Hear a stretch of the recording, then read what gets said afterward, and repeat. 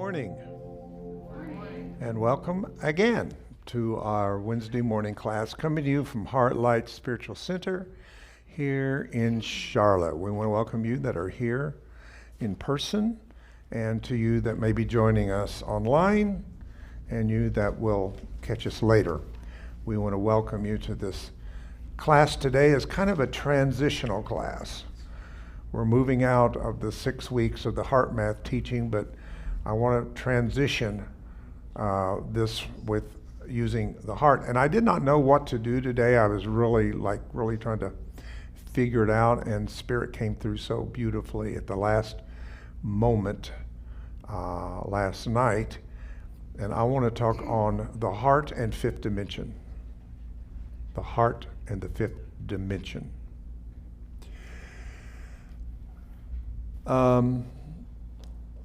I hope that you're using your techniques that you've learned in the class the last 6-7 weeks, that you're using it. I know I have. I'm more conscious of using it at times that I feel overwhelmed, and it does help us to be more resilient, to spring back faster to the center of what we truly know. Things to be beyond the realm of appearance and illusion, because we've learned things are not as they appear to be most of the time when you really find the heart of something, the heart of the matter, we call it, the heart of the matter. And the heart means the core, the essence, the center of something. And so we want to continue using these wonderful techniques as the heart focus technique, which is the easiest to do. If you're doing the 5-5 or however you're doing it, that's fine. I do the 5-5, and sometimes I do the 4, whole 6, and 8. So just find the one that you're comfortable with the most, that feels good for you. I don't think there's any one technique ever that is the one and only technique to anything. So each one of you are uniquely experiencing it for yourselves, and you have to customize it to be the way in which you filter and use information to become the experience of your life in that way.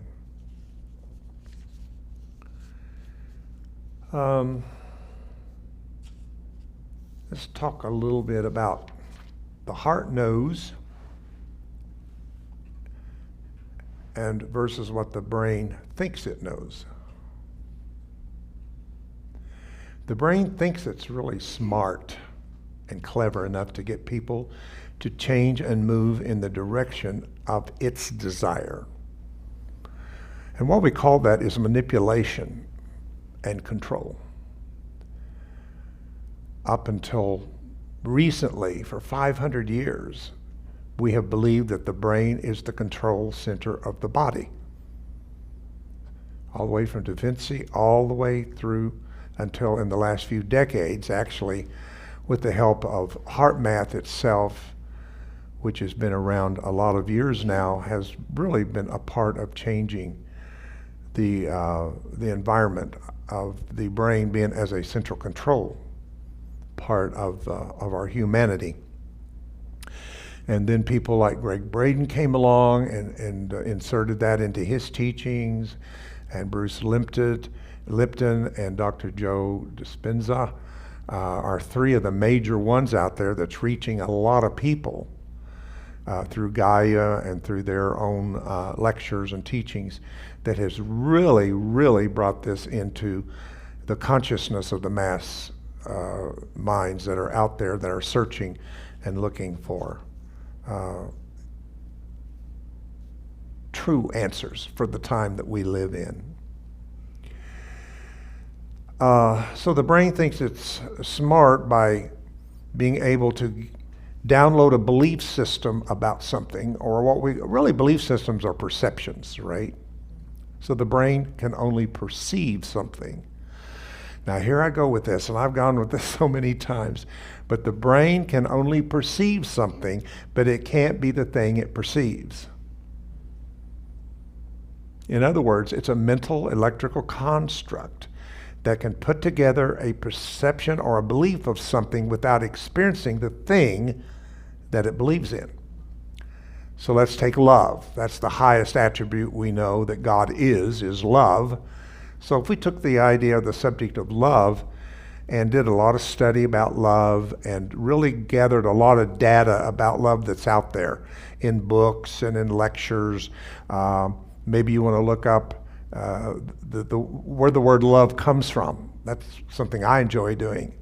And when you find out that there are about 7 or 8, I think it is, of different Greek words that have been translated love, eros, philia, agape, all of those are a different dimension of what love is. So let's say I'm going to do a talk or a lecture on love, so I do a lot of studying and downloading of data about love. Get it? About love. So I've gathered data about love. So I'm teaching something, and I could teach something that I have absolutely no experience of really connecting to. And I'm not talking about this watered down view of human love.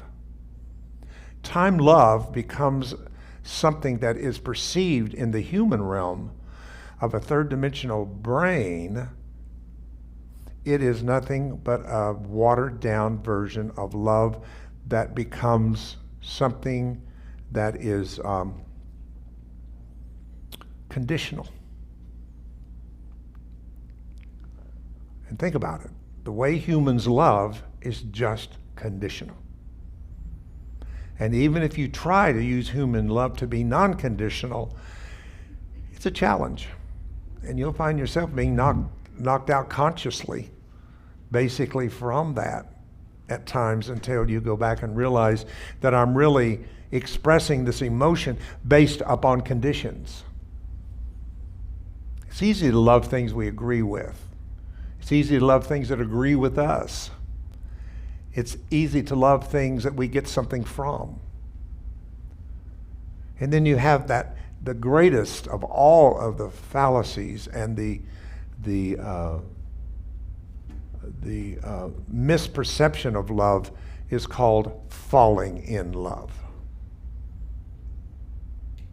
The worst thing that a human being can do is fall in love.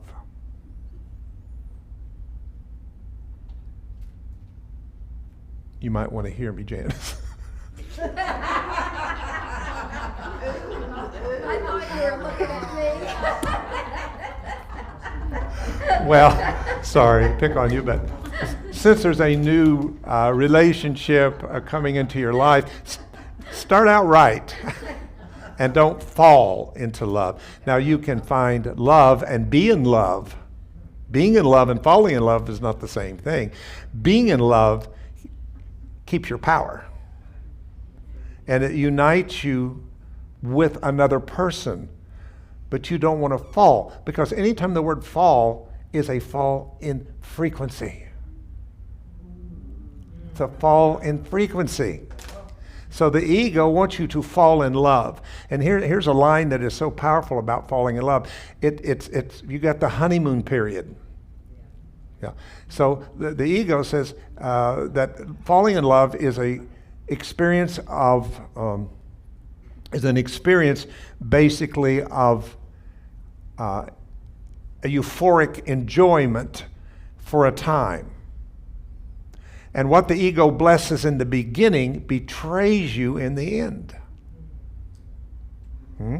So how many times did you think you fell in love in the past and went into a committed relationship or marriage or something like that to wake up in it and realize, oh my God, I've fallen again. I've fallen into some kind of the trappings of the brain. So bless those of us who have found a place of being in love with somebody, but not falling in love with people. You don't fall for anything. You come together in love with another person to co-create and raise consciousness, not lower it. And of course, in my little book I've written, we call that your, what? Anybody remember? That's your twin flame. not your soulmate. And I keep telling you this, soulmates are work. A lot of work, because they're going to be mirroring to you what you need to heal in yourself.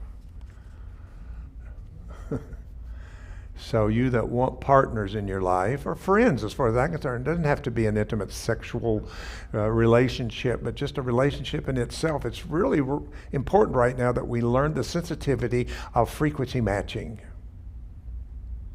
in everything. I don't care if it's a negotiation of buying a house or a car or anything that you're doing that you have to make a choice today. You want to only draw the desires of your heart. I like the scriptures, delight yourself in the Lord, for he shall give you the desires of your heart. Isn't that a great scripture? Delight yourself first, and he shall give you the desires of your heart, not the want. Not the want. I shall not want. Isn't that what this says? I shall not want. Wanting is neediness. And the ego wants to make you feel needy and empty and separate.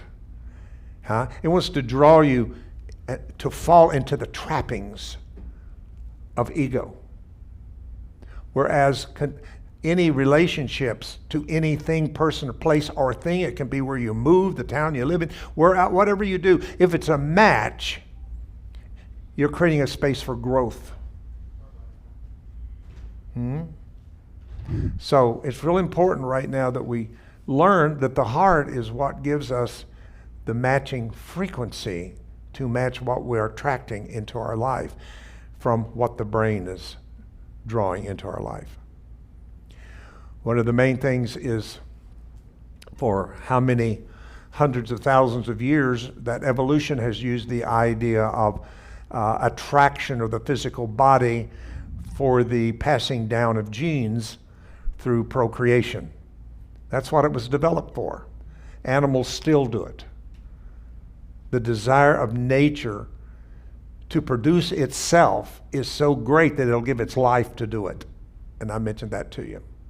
There's males that will be eaten after they make their deposit to the female. And there's all kinds of things. I've been watching birds. I mean, I can't believe what male birds go through to attract a female. It's amazing the dance they'll go through, what they do, because that's what they live for. And we're kind of animals in that way too. We're a higher state of an animal because we have this new part of the brain, the frontal cortex and all of that. But we get stuck down in those lower chakras and that sacral that we keep attracting people because, ooh, you look good. Or you make me tingle. Or there's a sexual attraction. Now we are moving from sexual to metasexual. That means that we're attracting into our life from a different frequency that the heart holds, not the brain. So as powerful as we've been to procreate the planet with over 7 to 8 billion people, in which so many of them are starving, including children, because we've got so many that have procreated. And here's what was missing. We didn't co-create what we procreated. What do I mean? We didn't raise the consciousness of what we have procreated to a level to fit the shift that is basically going on in the world today. And this is why I have done my best to get people to do mindful, meditative, contemplative, bringing in souls into physical bodies, having children. If you keep doing it the old way, you're going to drag souls that don't need to be here. It's not their time. I can't believe I'm getting into this. Just because two people come together out of some sexual attraction or one of pleasure of the few seconds or minute or so of reaching that, and then all of a sudden a little fetus is made, and all of a sudden, we got to drag somebody out of the realm to incarnate, and maybe that person has not finished their review. Maybe they are coming back not understanding exactly what their life purpose is about, so they're angry. I'm sorry, not all little babies are happy. I don't believe that. We want to believe that. We want to believe little babies come in just with a clear slate. Oh, no, they don't. They come in with lifetimes of karma and stories and experiences. And some of them are really happy to be here, and that's that pretty little baby that giggles and laughs and whatever. But the baby who cries all the time that you can't make happy could be a soul that's been brought in prematurely before it was ready.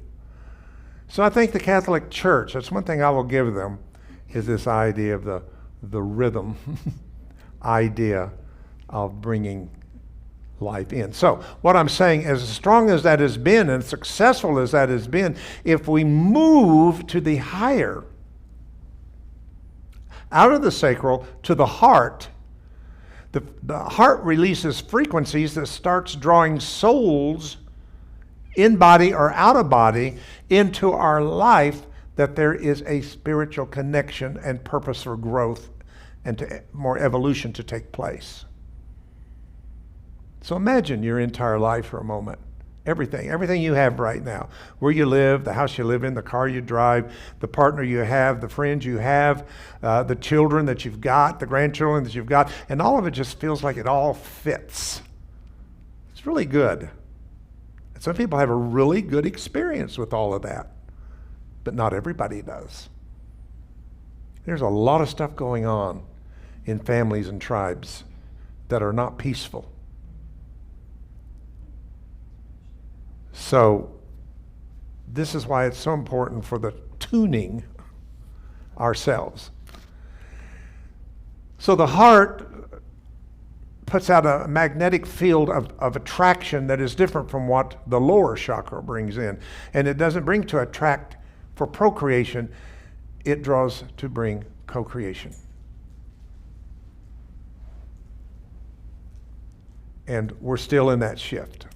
None of this stuff is an event where it just happens on December 20th, 21st, or whatever, all these dates that I keep hearing, that we all expect on that date and that time some great event's going to happen. Things don't happen that way. Things happen in phase and in process. Then it unfolds itself in some way. So we're still kind of in between these two worlds where we're still dealing with third dimensional issues in our life and our relationships, but at the same time, there are people that's moving out of that, and they're beginning to get a new glimpse of what they want to attract into their life and the reason in which they want to attract it into their life. So, I don't know how I got on that, but anyway. That's the brain, how the brain works. It brings things into your life to bless you in the beginning, to betray you in the end.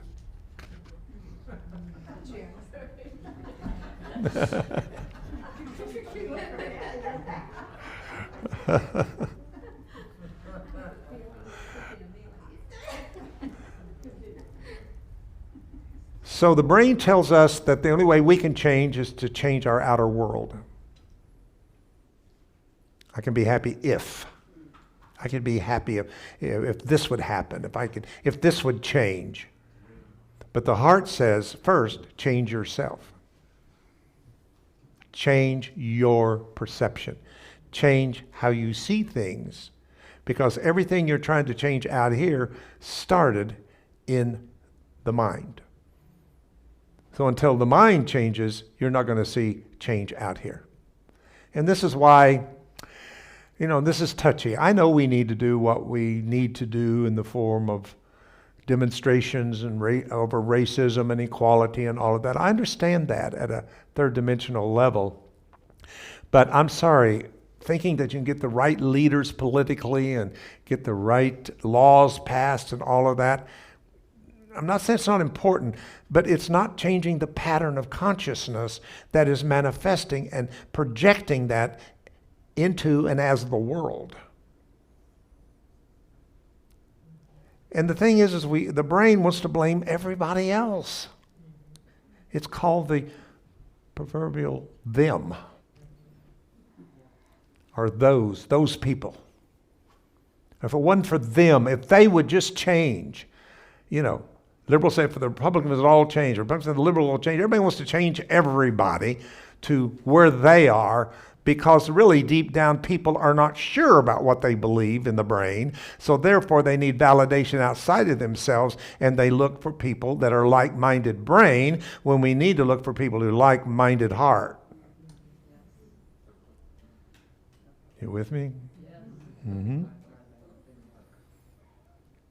So that's why we have denominations of religion. That's why we have all these little groups politically. They all get together, and the internet is helping to do that, let me tell you. I'm sorry. The internet is not all for the good. There's people that's influencing other people. Yeah, and it's easy to get your little group together. And if you keep saying it long enough, people will start believing it, and they'll join your little group. And they'll believe it that way too. That's how the brain works. The heart knows.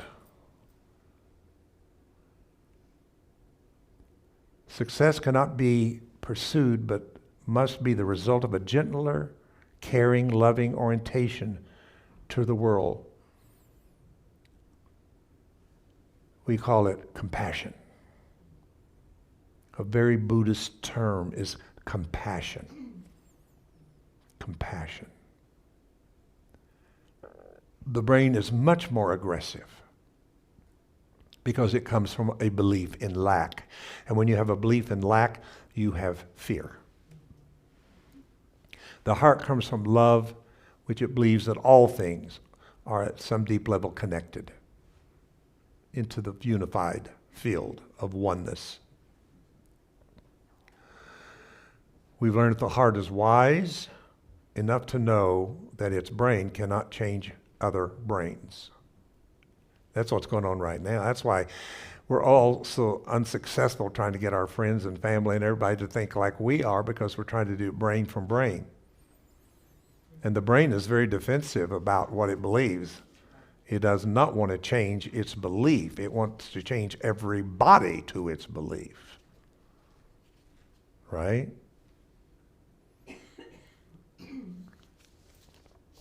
So let's talk about the heart and fifth dimension. I've mentioned these things before. It may seem repetitive to some of you, but maybe not. And who says we don't need to be repetitive sometimes? That's how we learn. That's how we learn, isn't it? The heart is being receiving a lot of attention right now because of the fact that it is the opening of a new portal. A lot is happening with the heart. Now, in some energetics, we deal with the etheric aspect of the heart as we deal with the etheric aspect of everything.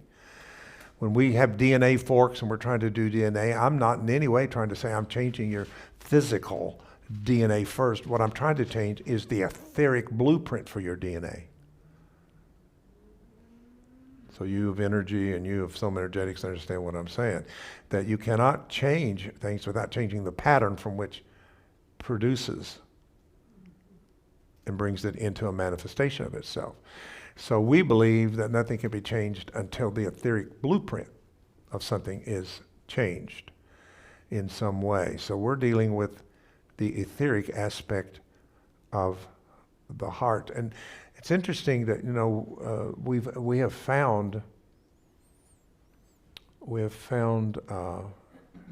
the pericardium of the heart. You heard of the pericardium? Now the Chinese have the pericardium meridian, which draw out of the right side of the heart, down the shoulder and the arm, and out the middle finger. So it goes like this.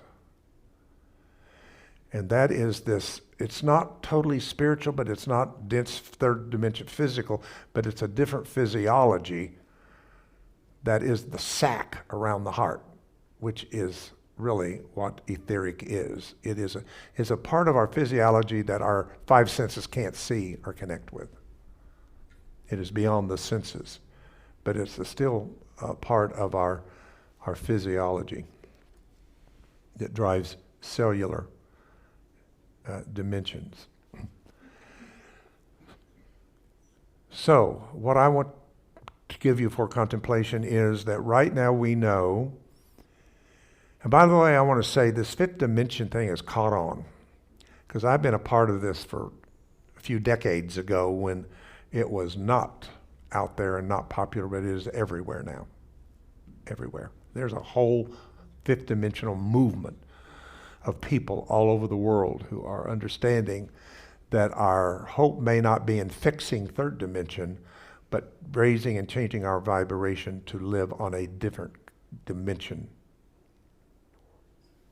called fifth dimension. And the reason we call it fifth dimension is because it takes us beyond the four forces, one thing. For you to understand the physics of forces, you have the weak force, you have the strong force, you have gravity, and you have electromagnetic. And the next force that's coming through is a fifth force. So it's beyond what holds us together here on the planet as on a third dimensional level. There is a new force showing up, the fifth or quintessence force. So even science and physics is recognizing that there is something new coming in that is not the regular four. And then when you put the four into Einstein's idea of three-dimensional space and fourth-dimensional time, three-dimensional space is height, width, and breadth, right? Remember, I've used this 100 times. I'm going to meet Michael next week on Monday at 4th and Tryon uptown on the 12th floor. I've given him 3 bits of information that we can locate each other in space. If he knows we're 4th and Tryon and goes to the 12th floor of that building, we can find each other. The thing Michael doesn't know is when. So I'm going to add the 4th bit of information and say 12:30. Now, space-time.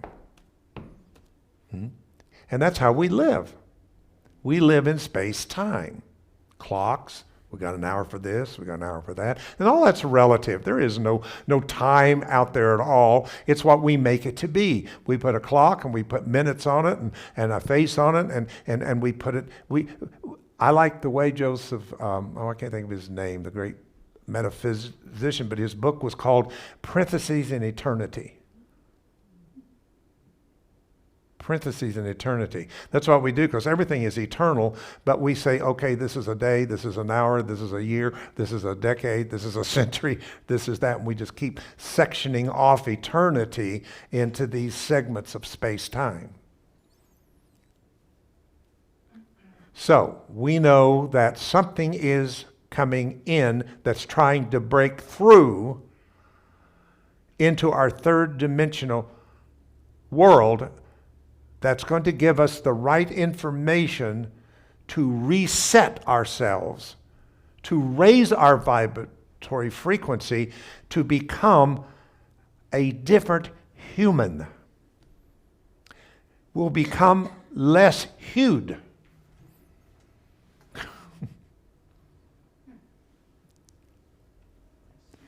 Human beings aren't created. Human beings are made.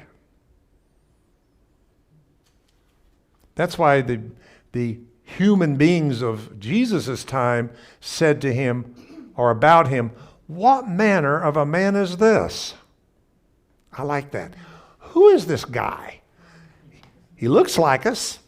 Oh, I know Joseph and Mary. Oh, I know he's Jewish, that he's from Judah, a house of David. I know all these things, but what is it about him? What kind of a man is this? I'll tell you what it was. He was a man without the hue.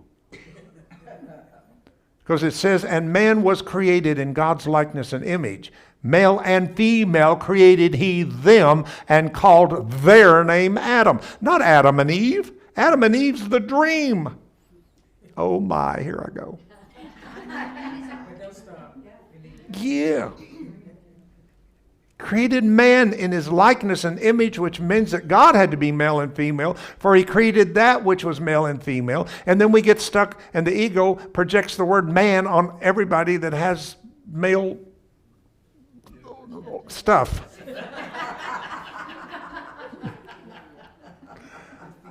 It was not until the female was taken out of the man that Adam called her Eve. Show me where God called her Eve, because she became Eve, the mother of the living. God did not create living first. He created a life to live. Oh, man.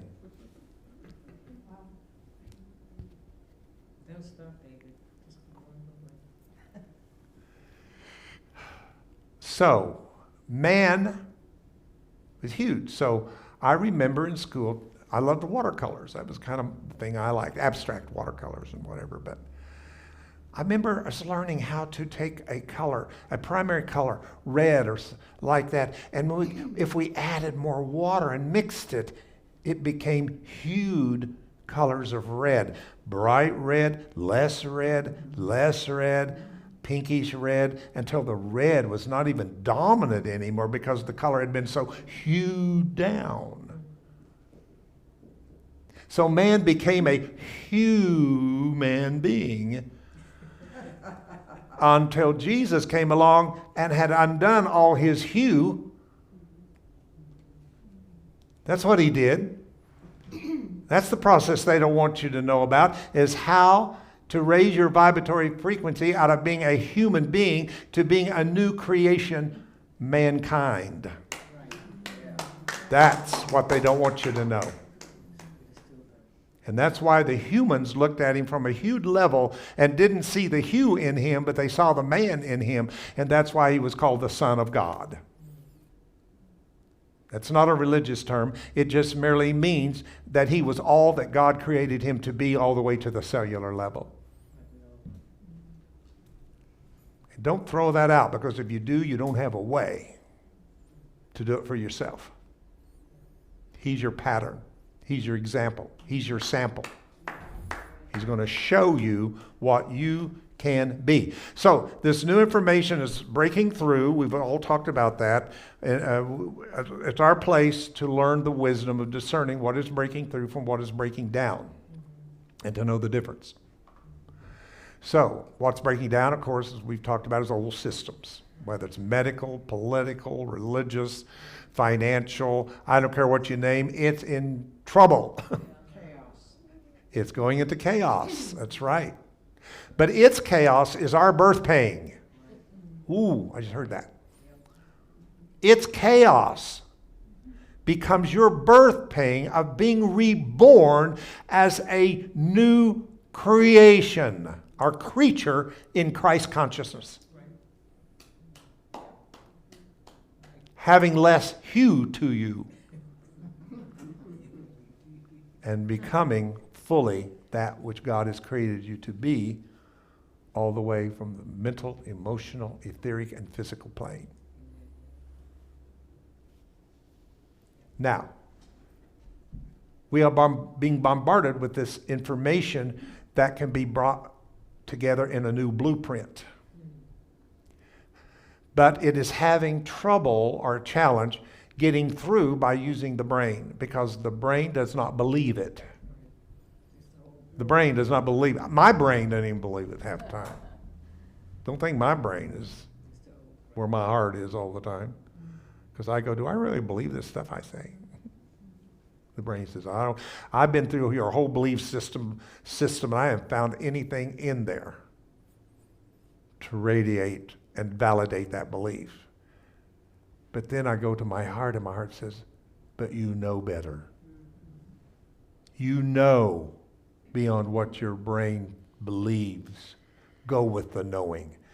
how do you think I've got where I am today? And I'm not up here tooting my own horn and telling you I am the guru, the one that is there.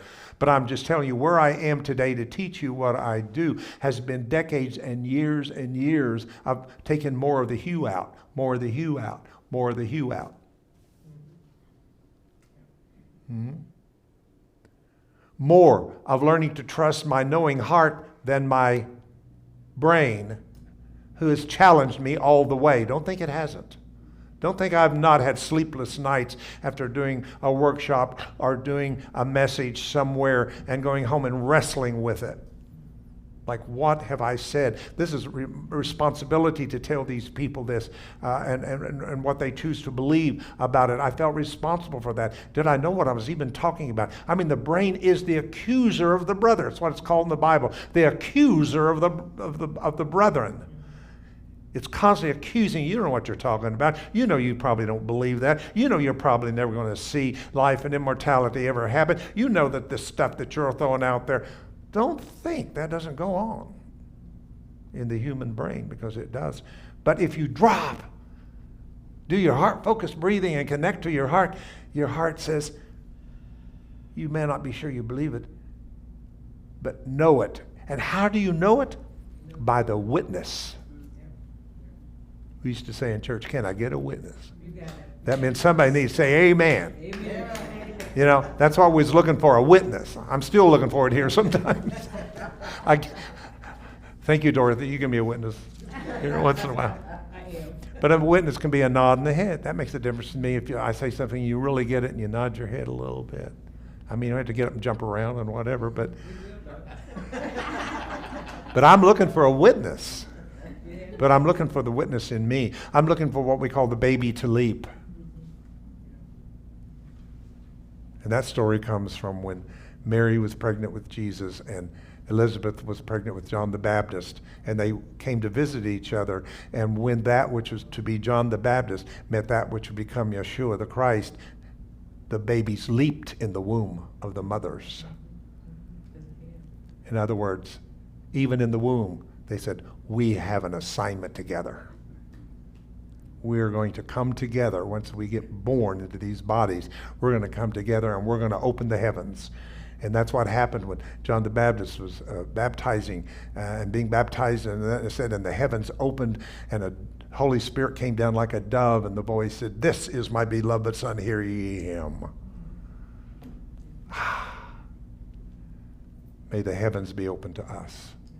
And may we hear for ourselves, not a belief that we are the children of God or the universe, but that the knowing we are.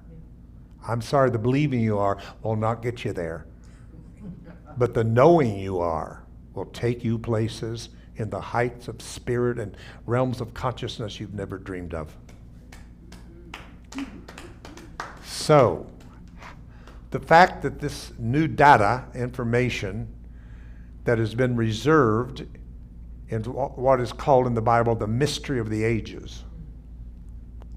It says there will be a generation in which the mysteries of the ages shall be revealed. And now is this time. That which has been the mystery is now trying to come through. But it is having a challenge with the brain, because the brain is defensive and the brain wants to form it to fit its already preconceived belief system. So a new portal has to be open, and that's why a few decades ago the attention went from the head to the brain. To the heart. Well, the brain in the heart, yeah. Yeah. The brain in the heart. Those 40,000 neurons that they have found that's in the head is in the brain. That's been a great discovery that we have found. And because of that, heart math came along and all this teaching that has taught us how to focus and to breathe in the heart and to find the consciousness of heart, the knowingness of the heart. The place of remembrance is in the heart.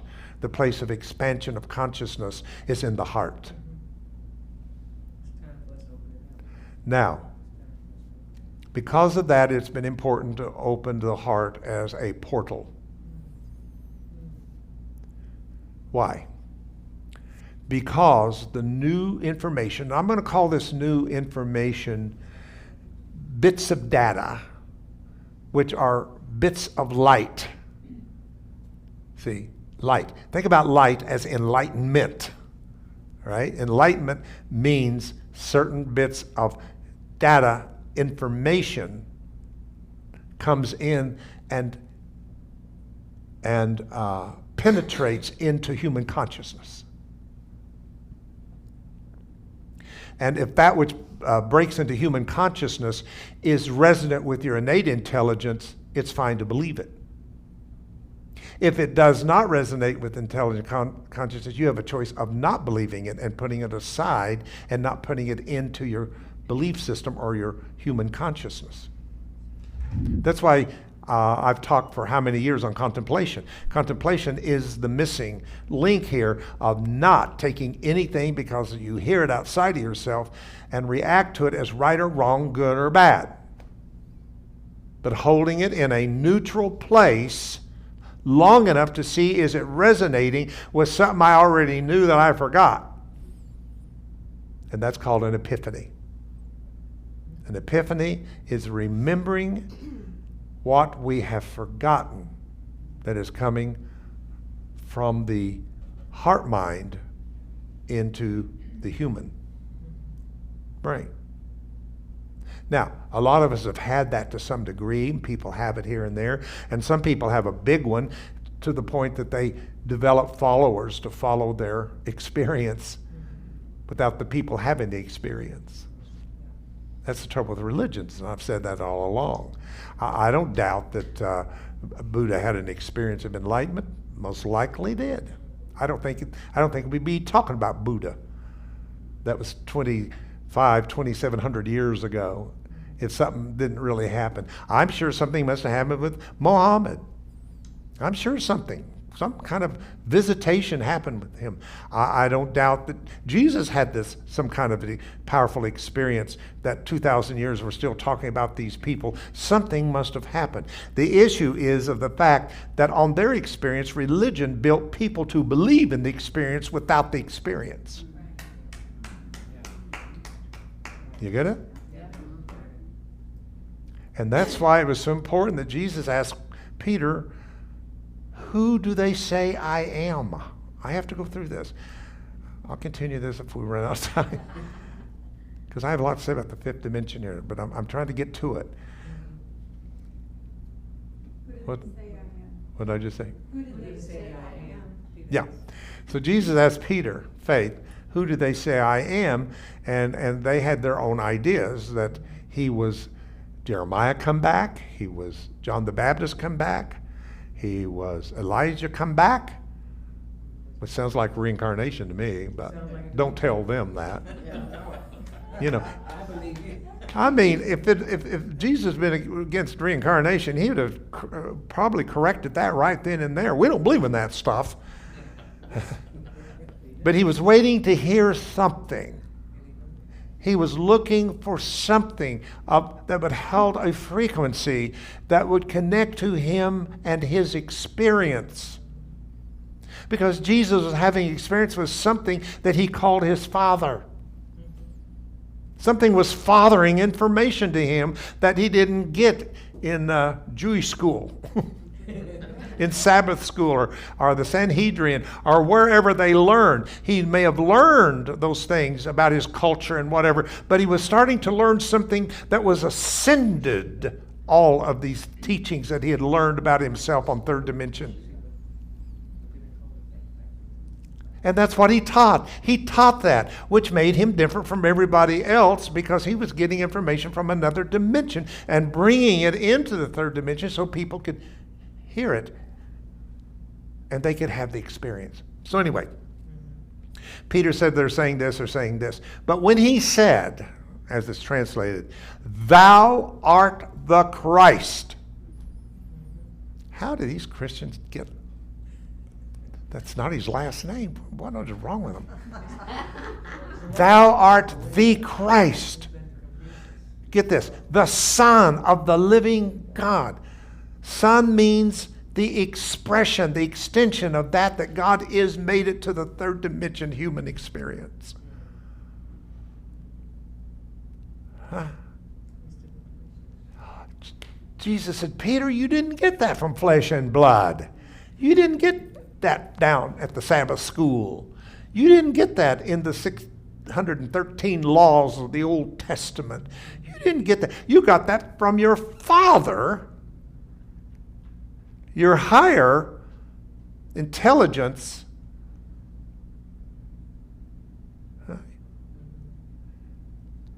And Peter was getting it from the same place as Jesus was. Thou art the Christ. And Jesus got all excited and said, oh my goodness, I found a frequency match. First member of the church. Right there, the first membership of the church is two people, Jesus and Peter. Oh, and look what religion did. They came along and separated Jesus, the head of the Protestant, and Peter, the Pope. Split that whole thing completely. The line, Jesus the man, the body, and the Pope. They missed it completely. That's not the rock you build the church on, is not Jesus the body or the Pope. It was on the experience that the two had that they were the Christ. Upon that experience of knowing the Christ, I will build my church, and the gates of hell will not prevail against it.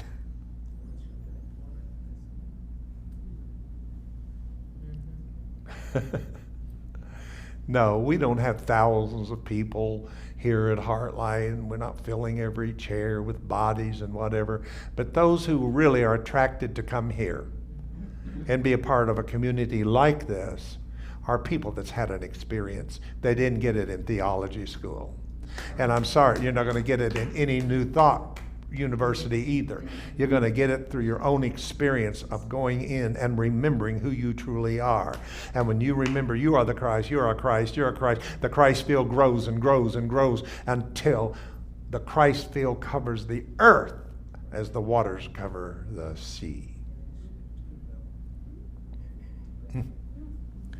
So, for this information to get to us without being misinterpreted by the brain to fit its already preconceived perceptions and belief system, a new portal had to be opened for that information to come through, and it's the heart. The heart becomes the portal for this new information to come into. And it comes into its fullness of a light as light information. Now, here's the beautiful thing. And this is why it's important that you find the part of the heart that's in the brain. Because only like can attract like. If there wasn't something in the brain that was like the heart, then there could not be a connection. There cannot be coherence. And if the brain can't find something of itself in the heart, it can't connect with the heart. So there's got to be a little brain in the heart and a little heart in the brain, which is what heart math says that they have found. That's so powerful. I believe that heart, part of the heart that's in the brain, has manifested itself biologically as the pineal gland. I've been studying the pineal gland since the late 60s. I was drawn to it, fascinated by it, didn't know why. I mean, come on now, we're talking the 60s. I wasn't like into all this stuff like this, but I was fascinated the first time I heard that the pineal gland had dried up mostly in humanity, but it started being awakened in the 60s again. And that's when things started changing, is in the revolution of the 60s. And people began to get out of the box, and women got out of the box. And certain part of our cultures begin to get out of the box and begin to make a noise. So the pineal gland is the most spiritual part of the human brain, is the pineal gland. Now, most of you know the pineal gland for its creation of melatonin. It's your sleep cycle. If things work properly, in the dark you get less other hormones for awakening, and you get more melatonin for sleeping. And then the light comes in, and you get less melatonin, and you get more, what those other things are on my mind. But That's how it's supposed to work. So symbolically, that's telling you that the pineal gland has an ability to change light into information. Are you with me? So you that are opening your heart and doing your heart breathing and keeping your heart portal open should start getting some very interesting information showing up in your head. And go, wow, I get it. Oh my goodness, I've never thought of it that way. Where did that come from? That's the language I want to hear. I've never even thought of that. That means that the data from fifth dimension is coming through the heart, shooting up to the pineal gland, and the pineal gland is getting it in its pure form and then interprets it chemically and electrically to go into the brain as new synapses and new brain cells.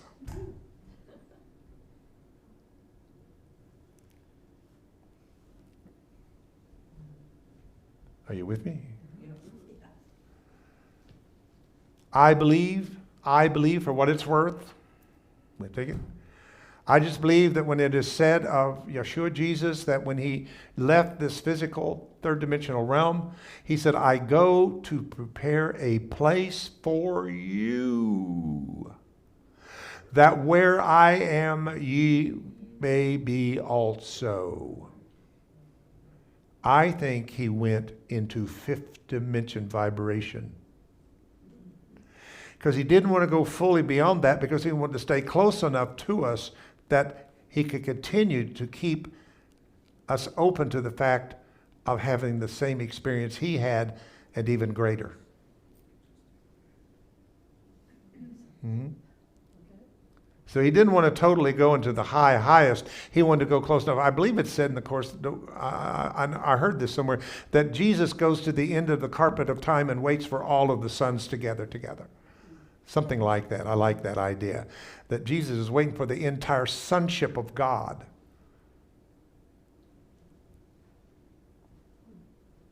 to come together, because he is waiting for the full fruition of the atonement process to happen, which is the undoing of the ego.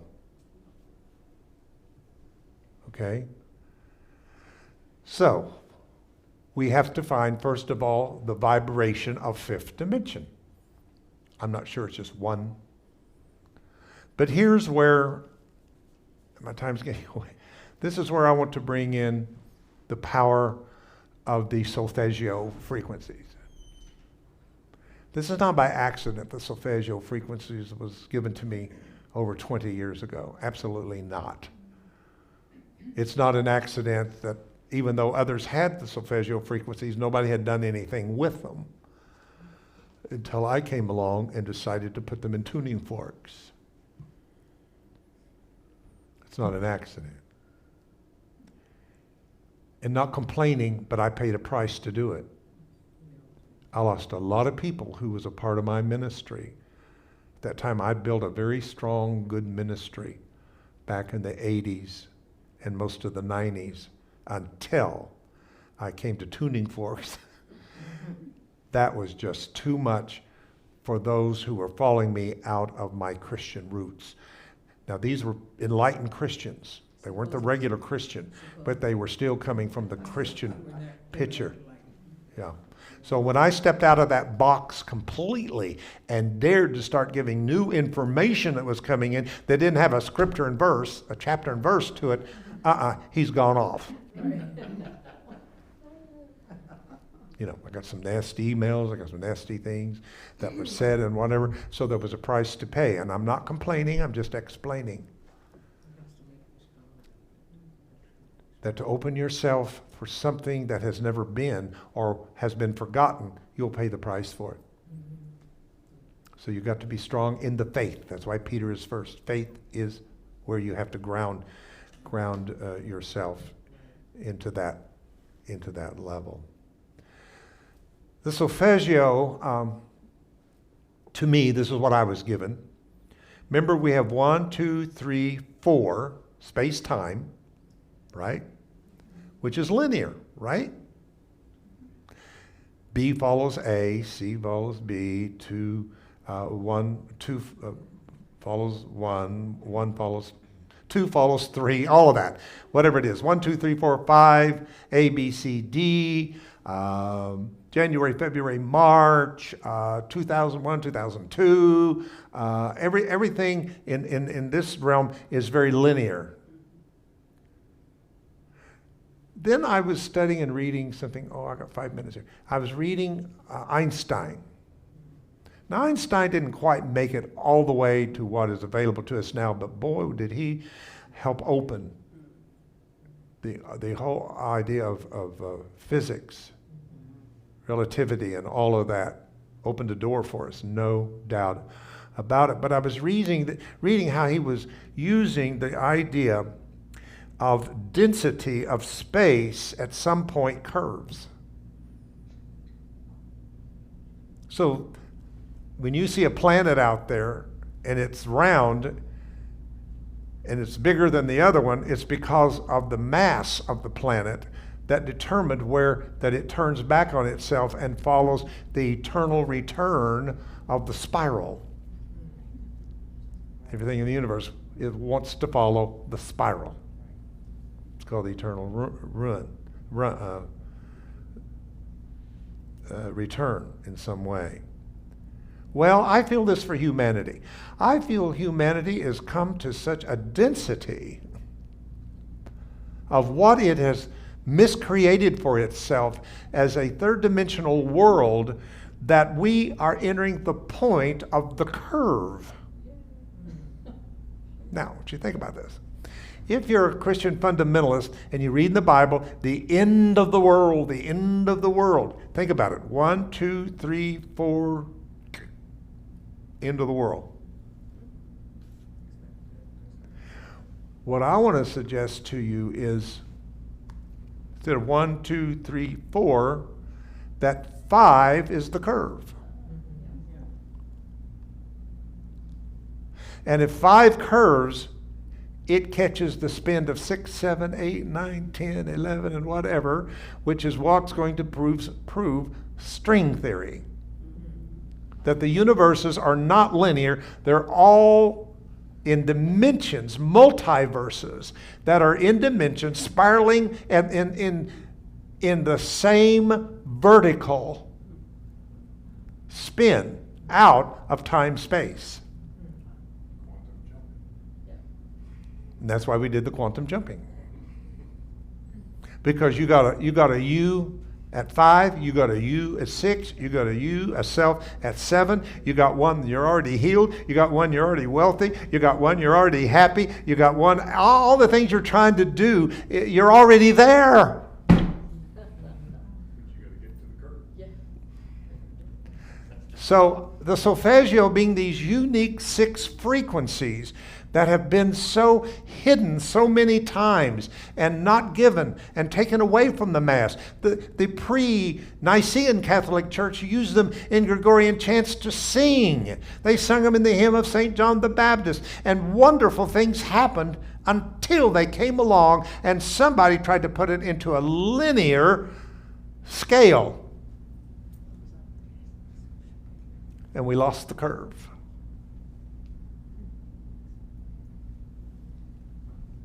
So when you use the Solfeggio frequencies, you're helping people to find what is happening to their life in the sense of the curve. It's not the end. It's the end of the world that they know it, but it's not the end of the world. It's the end of the third dimension. Dominant dimension will no longer rule. And that's what's going on right now. It's not strong. The system's not strong, people. The financial system is not strong right now. There's nothing out there in the third dimension. But it has been in its day. It ruled the world, but it's losing its power because of what's breaking through and diminishing the power that we once had and shifting the power to new systems and new models. Including human beings. It's going to change the pattern of what we've called human beings into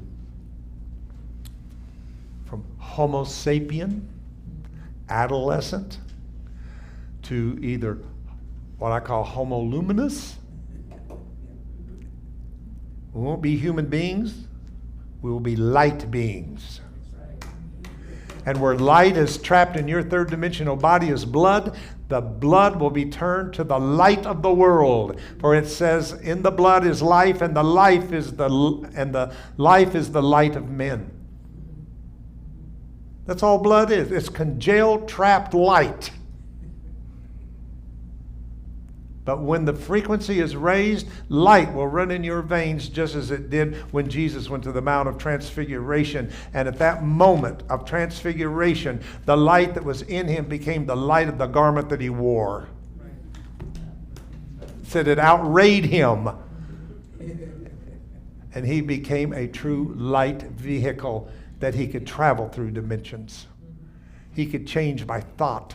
He had attained it. That's why he could leave at 33 years old, because everything he came to learn had been learned. All the hue was out of him, and he was a new universal luminous light being. The new model for the next state of human evolution. You must not throw him out. You must study him. Study him. Take your religious glasses off and study him in the purity of what is called the coming together of the human and the divine. It is the true story of the incarnation of God into a human dream. To say, awake thou that sleepest, and shake thyself from the dust, and know who you are in this moment. That's the message.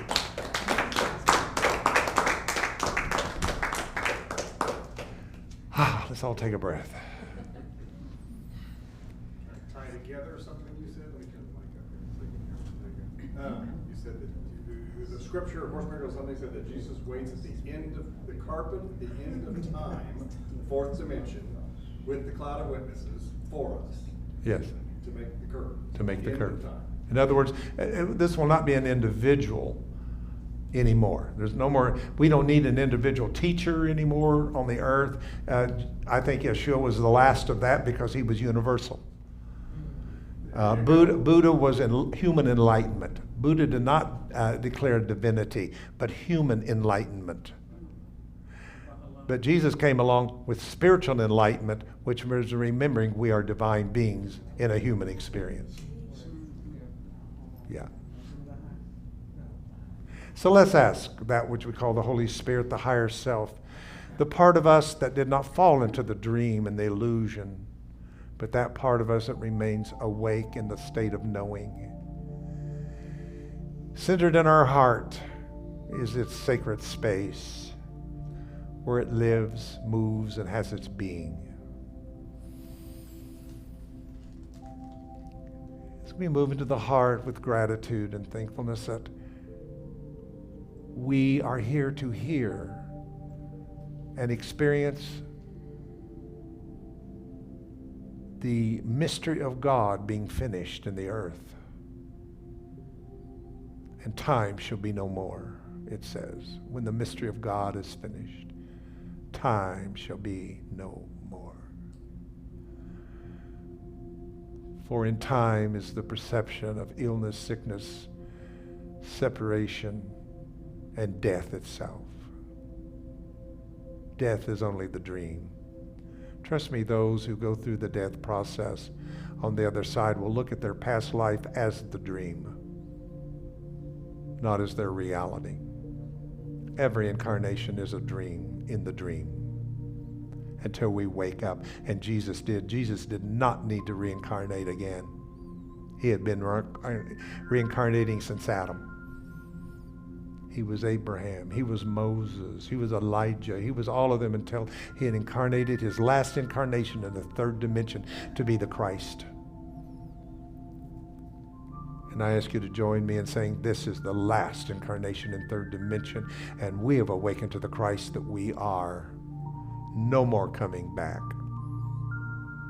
For there is no reincarnation in the fifth dimension, or no need for it. And that's what it means that Jesus came to take away the sin of the world. The sin was the karma of past lives. Breathe. Feel the freedom from the birth and death cycle. You're free from it. Caterpillar, you're free. Feel your wings. Break your cocoon. Find your strength and beauty at the same time in the beautiful monarch of the wings that will cause you to soar into the heights of a higher dimension of being. I hear Spirit saying to you today, be not despondent about those things which are breaking down in your life. Things that have not worked out the way that you thought they would work. But know that there is a higher plan that has been activated in your individual and collective lives. Do not think that you're a failure. Do not think it is your fault. And do not blame them or those. But feel your power. For today I touch your heart and awaken the power of the heart, which is no match for the brain. The brain will have to give in and be a part with her, to be a co-creative partner, and they shall work together to bring forth new children of the fifth dimension, new ideas that will become new patterns and models for how we live on a less dense but a more etheric earth called the new earth. The new earth.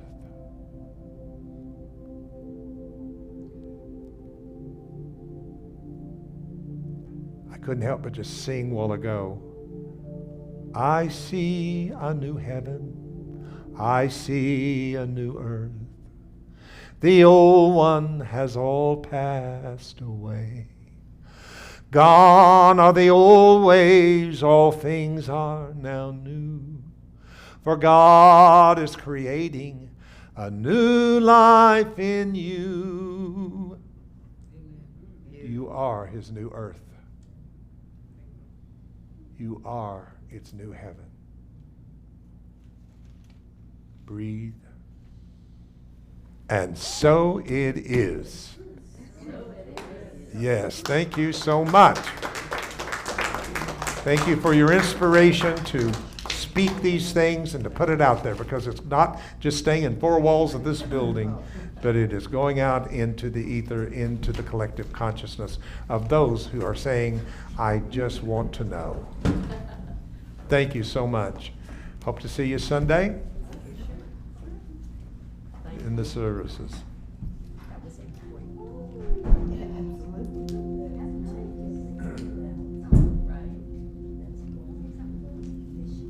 These are good Wednesdays, and really you might want to revisit them. Great ideas. We'll have a reference. What we're trying to get that you missed.